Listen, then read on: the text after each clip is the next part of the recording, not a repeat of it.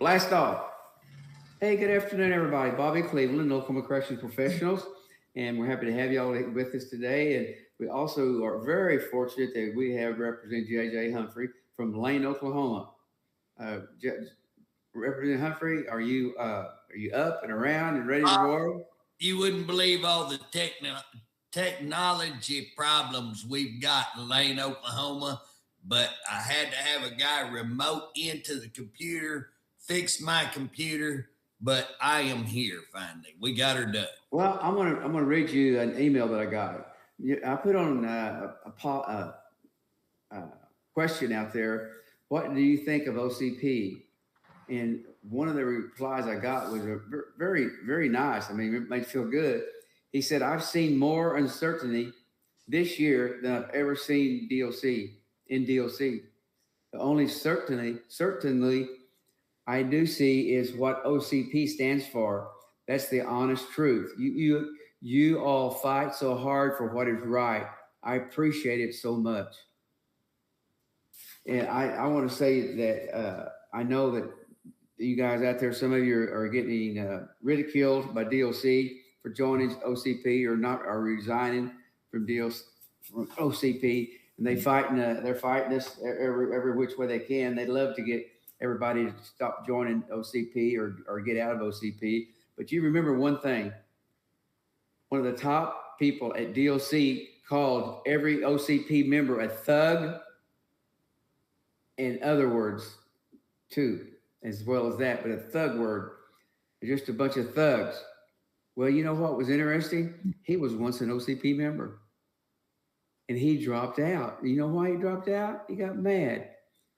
He took his captain and demoted him to a sergeant overnight. And Director Crow went up there and seen him a few days later and corrected that, and he got mad about it, and he dropped out and got several other people to drop out as well. But he is not a fan of OCP. The director is not a fan of OCP. They don't like it when you have transparency. They want to work in the dark. What they don't like, Bob, is you got a job to do, and your job is to represent the employees. Your job is not to represent their interests or the administration's interests. Your job is to represent all the employees. When they have a issue, whether it's discipline, whether it's termination, then your job is to try to represent them as best you can. And again, what's funny, Bob, I know this for a fact that you've reviewed cases many, many times where you couldn't help them. If somebody committed a crime and they actually commit it, they admit to it, you can't, there's not much you can do in that case. And I think your bylaws say you don't have to defend somebody who's committed, crimes or done something like that. So, but short of that, everybody you have represented, and again, they get mad because you're winning. That's what really makes them mad, is because when they want to do something and then you step in and you win consistently, they're mad. Well, they're changing the policy now, different policies, trying to change the game again. And I understood the other day from my correctional officers, I believe they were lieutenants, not for sure, but they said that they were now on the 5% list. Well, Bob, I'm not real good at math, but how many people can be? Is there not a place where you get more than 5%? Is there's not a place where they're going to have to change that name to the 20% or something? You know what I'm saying? Well, I think, JJ, what they're doing is they're switching it around. They're getting some people off of it and adding some more, adding this people, and then they're going to put them back and forth. And we need a bill that they have to turn in their list of 5%ers position in the month of February or March or something. Bob, I don't. That's what I was just fixing to say. I don't think they can willy-nilly do that. I think that's already the law. It's that not. They have to. It's you not. Don't think so? I'll check, because I think you're wrong, Bob. I think you have to do it. Frisbee's not wrong very much. Well, Frisbee says it ain't there. Right. Boy, Bob, I'd argue with you, but I don't know I'd argue with Frisbee. Well, there's there's a lot going on out there, and I've never since I've been involved in as a representative and on here heard from so many officers and inmates fights and inmates getting beat up and the officers don't do anything.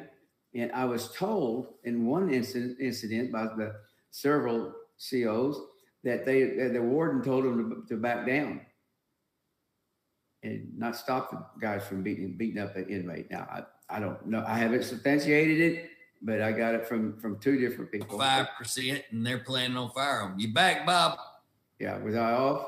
You was off for just a second. I went ahead and talked. I know you'll find that hard to believe. Oh, well, I don't know what I said now. Go ahead. Well, Bob, what me and you were talking about is can they just walk in and tell a person you're on 5%? So, Bob, you're my employee. I walk in and say, Bob, I'm putting you on 5% today. That's kind of like saying, Bob, I'm going to fire you tomorrow. You know what I mean? So we're going to put you on 5% so that we don't have to go to court. And again, we may not have a law, but that's what the doctor. So the case that we talk about on this whistleblower and these rape cases, that's exactly what they did. Well, we're going to say that she's 5%. Well, the court said, no, you can't do that. You can't. You're going to have to notify her that she's on 5%. And again, well, 5% is for anybody it says here that anybody in a management position. So I guess that means they can take a sergeant and go right on up the ladder to the case to a chief. Yeah, but Bob, like I say, 5%. If you got, you know what I mean, if there's 4,000 employees, 400 would be 10, so 200. You know, I mean, if you got 5%, now am I doing my math right on that? You know, so I mean, if they got 3,600, it'd be a little less than 200 would be 5%. You know what I'm saying? What none of the administrators had, because they got 700 sitting up there at the daggum, you know, 3,400 Martin Luther King probably. What none of them people are 5%. They're top management. They're not 5%. Sergeant 5%. Not these people. Well, one of the things that what the director does, he has these stooges. I call them stooges because they just do whatever he says and don't question it. And he's got a number of those. And if I give him credit, if you give him some information or you work with him, he'll promote you. And now, Representative Humphrey, you're off for 45 minutes, but I'll keep talking. So that's why that you're having so many people there. He's filling positions and making positions for his friends or anybody that will go along with him on everything he does. But I mean, I'm just getting the word I'm getting is just strictly that from the facilities that it's crazy out there. There's so many fights going on between inmate and inmate to officer.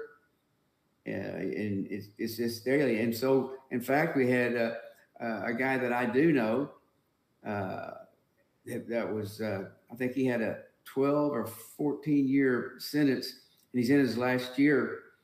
And he's at Holdenville, and he was beaten up by several Bloods.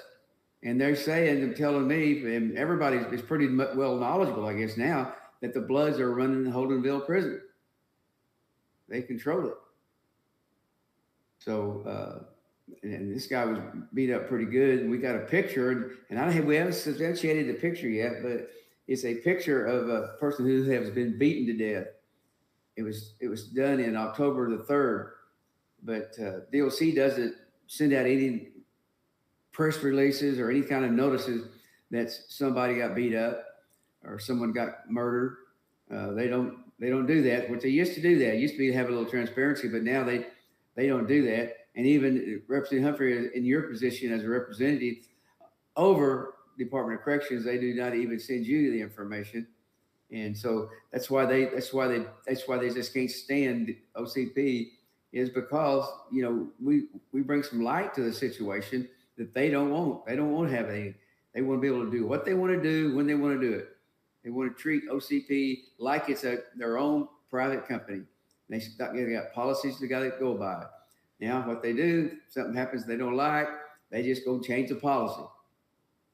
They'll change it enough, just like we've done. We used to have ethics commission. They changed it, got us into a new policy that we were not supposed to be winning anything. It was built against us, put together that it's against the employees of the Department of Corrections. But yet we've won. We've won a lot more than we've lost. So now they're upset and they're doing something else. They're going to getting. What I don't understand is we got lawyers. DOC has lawyers. Attorney General has lawyers. But yet we've got to go get some outside lawyers to handle DOC because they are so busy with all these lawsuits they've created. So it's going to cost more money. And it's not going to do us. That's not going to help DOC be a better place. What they need to work on is making DOC a better place to work at. Stop the bullying. Stop making statements that OCP members are thugs, criminals. Stop that. And anybody that wants to say that, they ought to be terminated. That's what they think of their employees. Because OCP members are employees of the Department of Corrections. They also are a member, which is legal. OCP. And I'm not going anywhere. I can tell you right now, I'm going to continue to fight for the rights of the officers, nurses, caseworkers, for all employees. Got some bills planned for this year. And I think that I probably have no doubt that DLC will go try to kill them. They don't like any bills that OCP does. They want to, they'll say they'll do it themselves, but they don't always do it themselves. Sometimes they do follow up on their word. Sometimes they don't. But they'll probably try to kill them. We're going to have to fight them, keep them in there. But you'll see that they don't respect much of you employees when they go up there and try to kill a bill that helps DLC. So JJ, I'm telling you, I can't talk like you can for straight through and without any kind of a shame, but you may have to go get on your phone, your iPhone. Get on your iPhone. And he's frozen up there and he can't seem to get the idea that he should get on his iPhone because he's not doing any good like he's doing.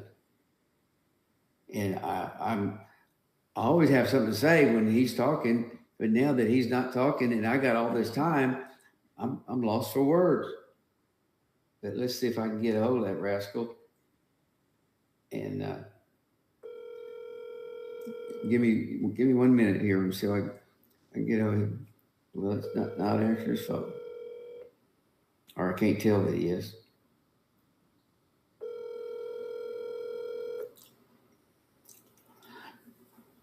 But I have received, and JJ has received a number of calls on different things that's going on that's never ever heard from before. And I think the rapes are still in the picture. There's still some things going on there of all the Prias. We were told that DOC has requested that go back and backdate some records.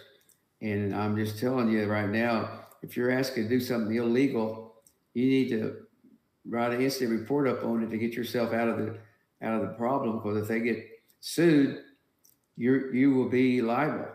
And the same is true if you put somebody you put somebody in a shower and take away their freedoms. Again, you could be sued if you do something like that. So I'm just cautioning you officers, be careful what you do. If they're trying to get you to do something that you know is wrong and that takes away somebody's freedoms, just because you're an inmate doesn't mean that you lose your freedoms. You do lose freedoms, but you don't lose your total freedom. So it's a tough road to call on that. But anybody should know that you should not put a guy in a cell or a free.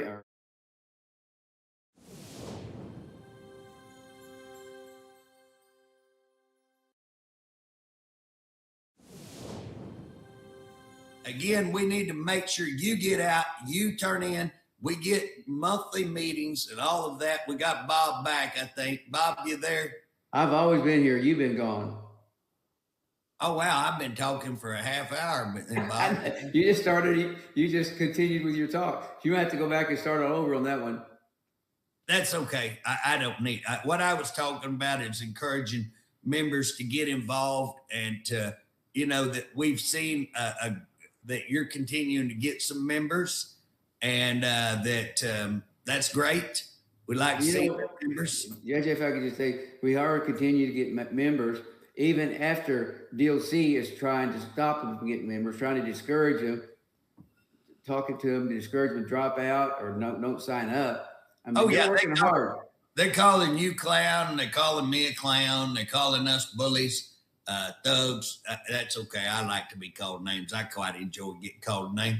But the thing about it is, OCP is about the membership. The members need to control. The members need to get involved. You need to recruit more members. That's the way we have strength.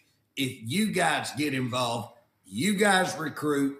And again, man, I'm going to tell you, if you talk to Luke Pettigrew, if you talk to Dr. Lewis, they're going to tell you they wish they were in OCP when all of that happened. And I think if you called either one of them, in fact, if you look at their Facebook page, I think they'll be out there saying, if you're smart, you want to join OCP. If you're working for DOC, join OCP.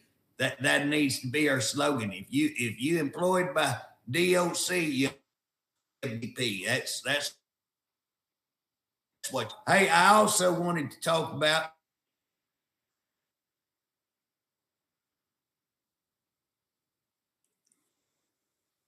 Well, I think we need to just call it a quit and try this another day, because it's not working at all. Apparently, you don't even know that you're not on. You just keep right on going. But there is a number of things that we had to talk about today. And are you back, JJ? I'm back, Bob. Okay. Well, I was going to talk about some things that we wanted to talk about today, so I'll let you talk about it. Well, what we're talking about is the violence that we're seeing on inmates. And so, again, there seems to be a lot more violence. We're getting called. We're getting sent videos. We're getting all kinds of stuff. We're being told that people are being killed. We're being told people are being beat up. But for us, that's always a huge concern that we're trying to verify. I no longer get the numbers that I ought to be getting to say how many of these incidents happened. So we just have to try to verify it on our own. But Bob, what we were talking about that is concerning is we're getting multiple calls saying that officers are being told to stand down and let inmates beat up other inmates pretty severely, And again, when we're looking at these rape allegations that we covered, when we're looking at the shower incidents that we reported, and people having to be locked in 2x2 showers, reported that. Now we're receiving these reports that inmates are being beat up and officers are being told, turn your back, stand down. Bob, the thing that we want to tell people is, if you see that, don't be a part of that. Don't do that. That'll get you in trouble. And if you see it, write an incident report. Go report it, record it, and report it. That's what you need to do. Write an incident report. Bob, are you there? Am I still on? I'm there. I just got a text message. I was taking a quick look at it. Sorry, JJ. Oh, that's okay, Bob. You're ignoring what I say. I'm all right. No, you said that, but we do need to advocate to our members that, if you know something is violating that human rights of an individual and you're told to do it anyway, you can be sued. You better write it up who told you to do that and when? Because if it comes to a lawsuit, and there's going to be a lawsuit sooner or later, and well, Bob, if you're involved in somebody getting beat down like that, and they end up dead, are you complicit? Are you part of that murder that occurs if somebody gets beaten to death? And that's what you got to look at. If somebody is beaten severely and they get a head injury, and you never think this will happen, but it does happen. And so, if they get a head injury, if they're permanently damaged, one, are you liable for lawsuit civilly? But two, have you violated that person's civil rights? And, three, are you criminally negligent? You know what I'm saying? And so all three of those, I think the answer is yes. And so, again, don't take part in that. If you are told to stand down in allowing, if you're told, hey, let some inmates go over and beat the hell out of somebody, and you stand down and ignore that, you need to turn right around and say, on such and such day, I was told this. Bam, turn it in and don't back up. Hey, have you heard anything about that? They now going to letting the inmates get into other inmates' files and look up information? Bob, I get reports on stuff. Yeah, I've got that, as well as that they've let people escape and they've not reported it. So they've had multiple escapes, what I'm told. Now, guys, here's the deal. What you got to do is, used to, if we had this, we would call up the chain and say, hey, we're getting told this. And, and you had a little more faith. Kind of like what Reagan said, trust but verify. And so we used to try to trust but verify, turn it up. And again, I didn't totally 100% trust, but I felt like we got issues addressed. Right now, I'm going to tell you, if I report something, there ain't nothing going to happen. That's what I believe. There's nothing going to happen. And I'm going to get a report. Oh, it's all good. It's JJ, you're wrong. And Bob, we can be wrong. We can get some bad info. There may be somebody out there mad at the department and try to use us to. But JJ, when you get that same report from other other facilities, and they're all about the same thing, it's a little more believable under that condition. Bob, I mean, you know me pretty well, and when I get a report, what do you think I'm going to do with it? You're going to check it out. You're going to try to verify. I'm going to verify it, and I'm going to guarantee you I'm not going forward unless I do verify it. Now, the difference that we kind of changed on here on this broadcast is that used to we would have kept our mouth shut about some stuff and verified it, turned it over to them. Now, if they didn't handle it, we'd come back out and, we'd go after it. But now we can't verify. We can't get contact. We can't visit as well. And you know what I'm saying? So now what we do is we come on here and say, hey, if you have information of this kind of stuff going on, contact us. If you want to be anonymous, contact us. Now, Bob, it is hard to do anything when you get it anonymous, but a lot of times the anonymous people can get it to me in a way that I can go verify it. I can go look it up.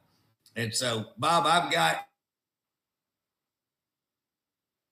Well, this guy we got now that's running the prisons, he will fire you quicker than you can say Jack Robinson. Anybody that does something he doesn't like, he'll just get rid of him.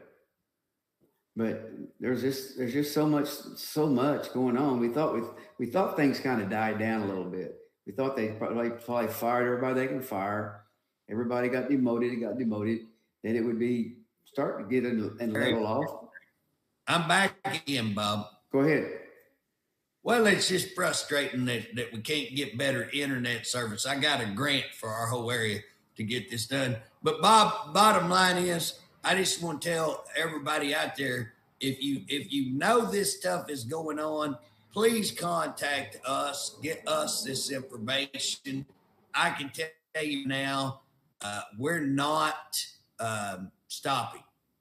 People think, well, what are you doing right now, JJ? You're not doing anything, because they ain't hearing me go off on somebody, or they ain't hearing me, we're having a hearing, or I hadn't made the paper on DOC. I don't think this week. I can't remember. I've got news stuff coming in all the time. But that doesn't mean we're not doing anything. And Bob, you know that we're trying to find out about and verify, just like that video we've got of a person being killed. We're trying to verify. Dead person that's been beaten. It looks that way. I mean, on that video, we've got a video that it truly does appear that way. And that was October the 3rd, is that correct? That's the date that was sent back to me, as well as I got another call on another inmate that died, and according to that call, died needlessly. Basically, they wouldn't get him medical treatment, and his stomach kind of had turned around and stuff. And apparently, what I was told, that if they'd got him medical treatment, he would have been fine. But because they just sat there and left him there without any medical attention, by the time they had somebody transport him to a medical facility, he was dead. So I got that call. I got to verify. Again, I'm trying to verify that kind of information. I got a call that an inmate had stole some stuff, and that he had he stole out of a vendor's truck, and then somehow or other, I don't know how it all went down, but what I know is there's an inmate got in there and got stuff out of the guy's truck. The guy didn't notice until he had driven off and drove off out of there, that he noticed he didn't have his billfold. He noticed stuff was missing.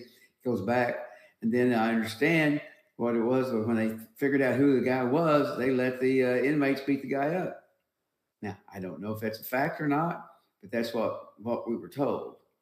And it's all we can go on is what we're told. We can't, DOC doesn't, they don't want us to know, because they want to work in the dark. And they are a long time even letting the inmates' family know when somebody is murdered in the prison. There's very lengthy time on that when they're trying to find out, because the word gets out somebody died or somebody got beat up. Everybody's, if they say the prison, then everybody that's got a family member there, a loved one, they're worried about, is that mine? Is that my family? Is that my dad? Is that my brother? Whatever. And what's bad is they're having to find out through the grapevine. They're not getting an official report. No. They're getting called from somebody else. One of the inmates calls their family, and that family calls everybody else. It's not a good notification method, where they have to find out, is my loved one alive? And again, Bob, I know that we've had some people say maybe I talk too much and I get misinformation and I'm wrong. Bottom line, Bob, we can get bad information. You know what I'm saying? We can get bad information. And when we do get bad information, we apologize for it and say it is. We don't do But Bob, did we ever get on here and say, this is how it is? What we always say is, this is what we are being told. This is what we've got so far. This is what we're hearing. And used to, we would try to really verify that before. Now they come on, all their liars, and I'd go, yeah, whatever. I got it right here. I ain't lying. Now I'm coming on going, hey, this is what we're hearing. If y'all can help us out, we'd love to prove it. Bottom line, Bob, we're not stopping. That's what I want OCP members to know. That's what I want you employees to know. And I'm encouraging you to join, is because we are not stopping. And we are not just sitting idly by. We're taking those reports. We're working, and we're going to see, hey, can we verify who this is on this video? Can we verify, did a person actually get beat up? Can I verify that people are being put in cages at another prison? Can I verify that inmates are getting into other inmate files? Can I verify all this? And we need your help to do that if it's true. If it's not true, What is it anything wrong with the inmate getting in other inmates' files? I'm Oh my talking about by gosh. the law. Bob, I mean, here's the deal. One, they're not supposed to know what they're in there for. Now, most of them know that.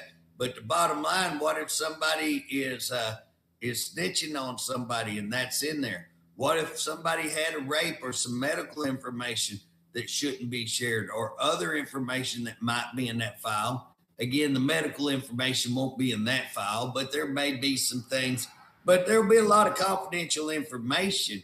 Let's say I want to extort you. Let's say that I'm in jail with you and I want to extort you. If I can get your family's address, I can get your phone numbers, I can get all that. Guess what? Yeah, there's lots of reasons we don't let inmates in other inmates' files, and everybody knows that's wrong. But again, is it true? And that's what I'm asking you guys to tell us. Hey, now, Bob, what's funny is we've had employees calling us up, telling us, kind of like on that shower deal, oh, that's a lie. They don't understand what's going on. That's not true. Well, guess what? Yeah, it is true. They've had to investigate yourself, one of those great investigate yourself deals, and they've come out and said, well, it did happen. We were only moving. Well, they got reports that say that's a lie. I know for fact they got reports that says that was being done because of punishment. That was being done, that people were being left in there more than what they're saying. I know they got that report, so a couple of reports. And the thing about it is, how do you get a conclusion on an investigation when I know you got something completely to the contrary? And how did you reach that conclusion? And why are you ignoring the information I know you have? And so, again, not good. And am I saying I think that? No, I'm not saying I think that. I'm saying I know that. They call me a liar. I don't give a damn. They're lying. They're lying if they say they ain't got that. Now, did it get to them at the very top? I don't know. But how do you do an investigation and not know that? And I gave them the information. They never even called me back. Their investigator never come talk to me. They ain't doing much investigation, Bob. I can tell you that right now. Because the guy who called them and said, hey, this is going on, they don't even send their investigator to talk to the guy who wrote them and said, this is going on. If you don't go back to the primary person who told you and say, how did you know? How do you know this is going on? If you don't go back and do that, your investigation ain't worth the crap. And so, again, what would happen if the OIG came back with and said, yeah, this is going on, and the director knew about it, and it continued on? Well, what do you think, since they report to their boss and they're going? Well, first thing, if an OIG agent does that, first.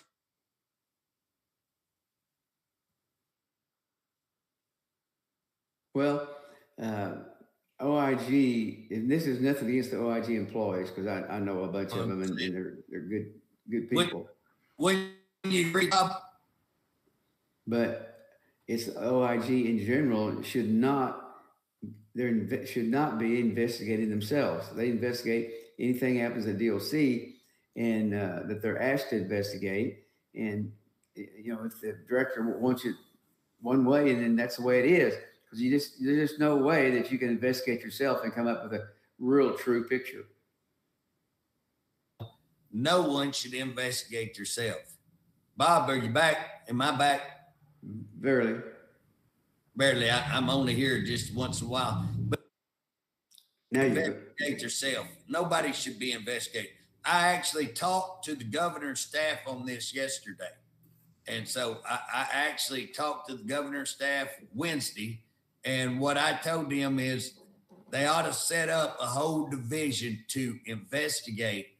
So the state OIG that does not work for any agency, and that way they can investigate any of these agencies. Right. And that way they don't answer directly. They'd answer either directly to the governor, directly. They could make it to where they answer to the House, to the Senate, to something other than these agencies. Right. And so again, it's not brain surgery.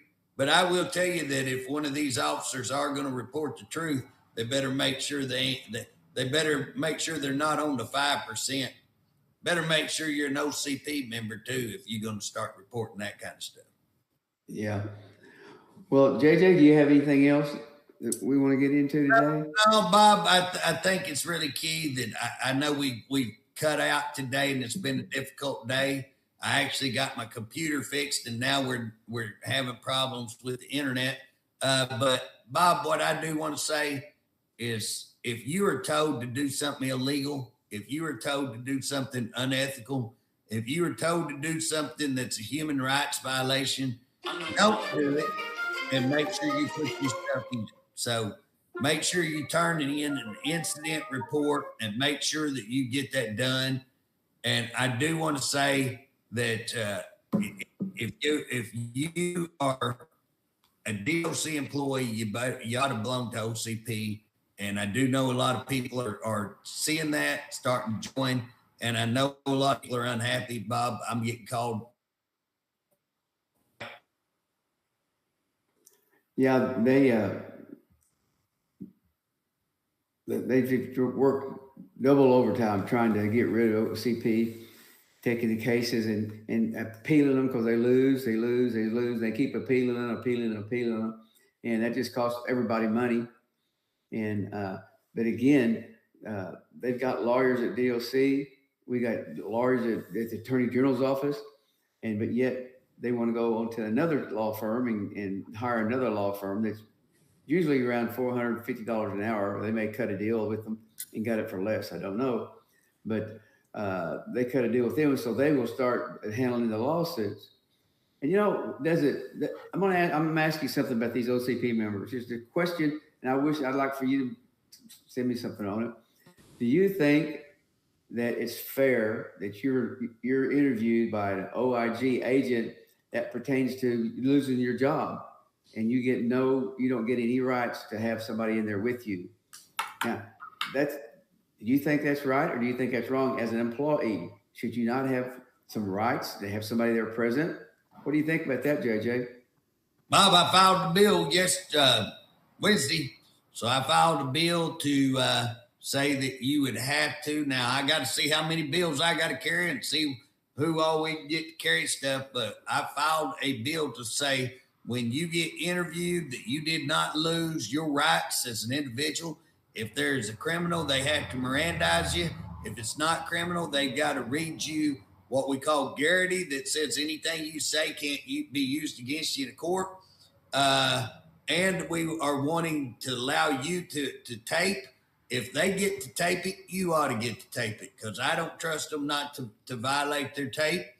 And why if they're taping it, then why should they care if somebody else tapes it? It's being taped. Then if we both have the same identical tape, that means what was said can be verified. So why would they keep you from taping and they're going to tape? And then also, I think you ought to have a representative. I think that them trying to bring 3 or 4 people in, or trying to intimidate you, or yell and holler, or threaten you, all of that stuff is bullshit, and it shouldn't happen.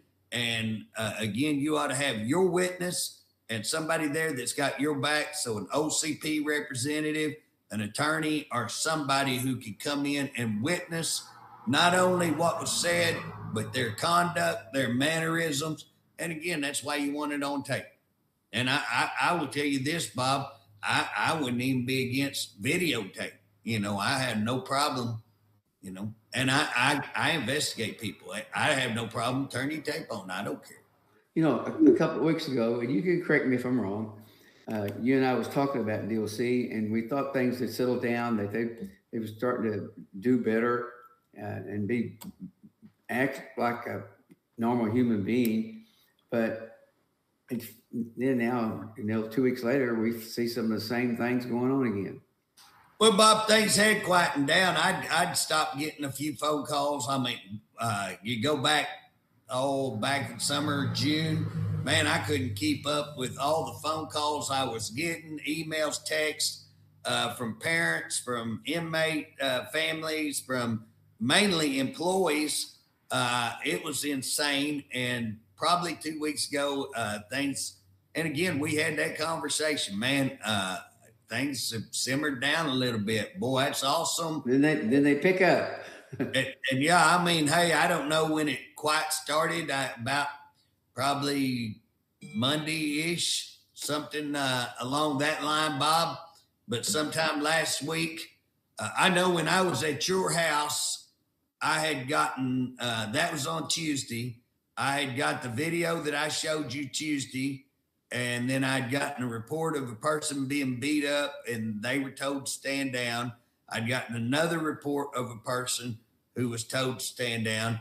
I got an employee who quit because they're seeing all of this, and talked to them for quite some time. And they gave me a lot of insight.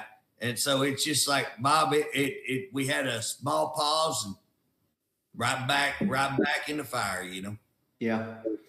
Well, I appreciate you being here today. I know taking the Friday afternoon off of all the stuff you got to do to get your cattle fed and everything else.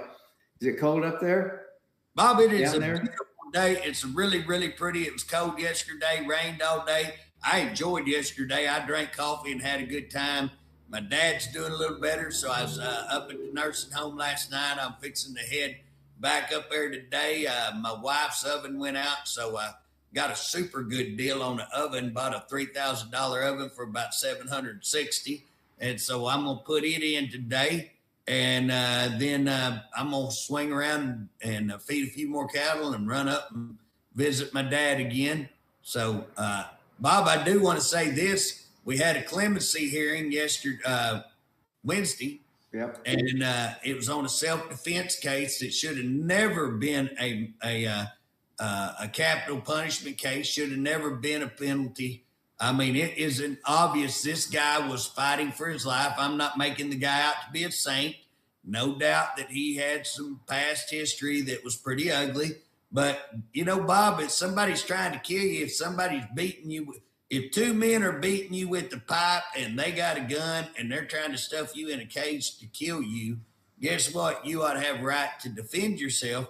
I've looked at this case going, why is the guy even in jail? But for sure, he shouldn't be up on the death penalty, and got to go present that to the parole board, and they did agree with us. So there was about, I think 4 of us got to present that, and I was really tickled that the board, I didn't get to see the vote, but I think the board pretty much. 3-2.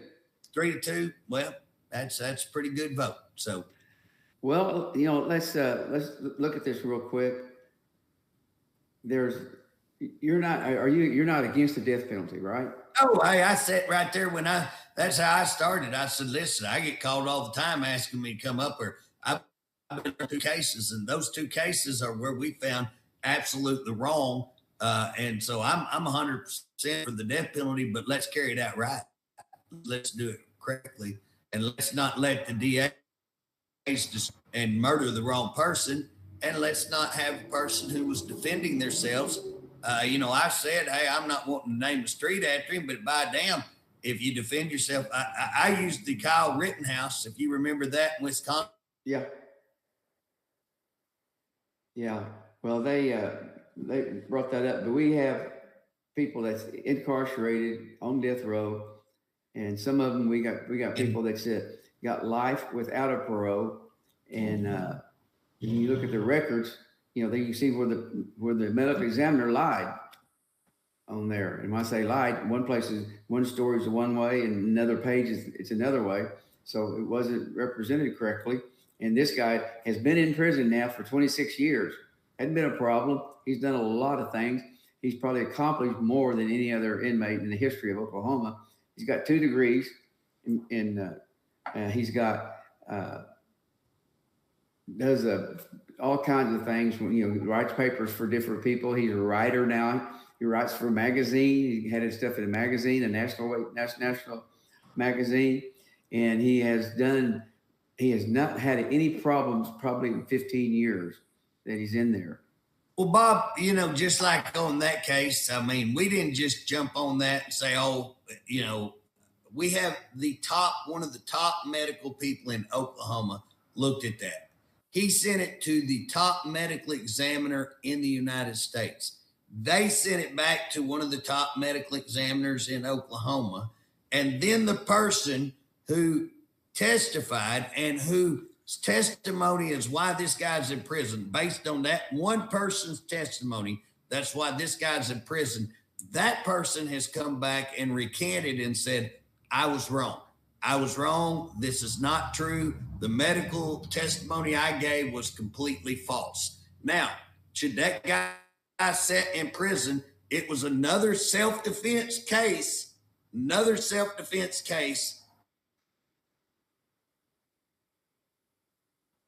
Yeah, he was sentenced, found guilty and sentenced to life without parole. And another thing on that is he wrote a letter to the medical examiner and asking her, why did she say the things that she said? Because she said if he had stabbed him twice in the house, he would have either died instantly or he would have been paralyzed, which that wasn't true. And that's why we sent the information to other medical examiners to find out. And every one of them said the same thing. Oh, it was going to kill him, but he's going to, he could walk 6 blocks. I'm sorry? I got cut off, so I missed what you said. I'm just talking about the final deal on David Fleener was that the medical examiner got it wrong. And when you read the court reporting, he says it right in there is wrong. And even a neighbor who's seen him across the street, David Fleener, with that person who broke into his house, and she even said he didn't have a knife. But the problem was that he stabbed him twice. There's no question he did it. He stabbed him twice. And they say he stabbed him once in the house, and when he went over across the street, sitting underneath the street light, David Fleener went over there and seen him and stabbed him another time, and that was the one that got him guilty. And when they interviewed 9 of the jurors, it was 9 out of how many have on jury, 12?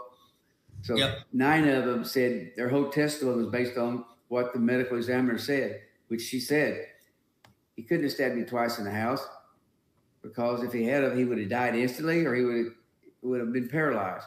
And that's not true. And that's exactly what the other medical examiners said, not knowing anything about the case at all, but just knowing that where the knife went and how it happened, that he would not have died instantly, as she said. Exactly. And Bob, before we went out and started working in this case, we have multiple, not one, some of the most experts in the United States that we had look at this case, and guess what? Every one of them agree that the testimony of the medical examiner was completely false. Now that medical examiner admits the information she testified to was false. Bob, you know something else I'm finding out in reviewing a lot of these cases is that our medical examiner's office in Oklahoma was the worst in the United States in 2012. We're still not certified, I don't think. Not certified. They removed their accreditation. So they took away their accreditation and they still are not accredited to this day. I'm trying to confirm that, but I just received, in fact, this morning, I'm checking into that because I'm like, something has to be done on that. That's unacceptable that we have officers talking about suicide, murder, and all of this who are not accredited, worst in the United States. And people are going to jail on their testimony. That's not right. That's what we're looking at is again, hey, if you committed a crime, Bob, they had a death penalty case where I got called and they said, JJ, biggest case, one of the most viewed in the United States there. And they called me. You were with me, Bob. The media people are trying to talk me. JJ, what?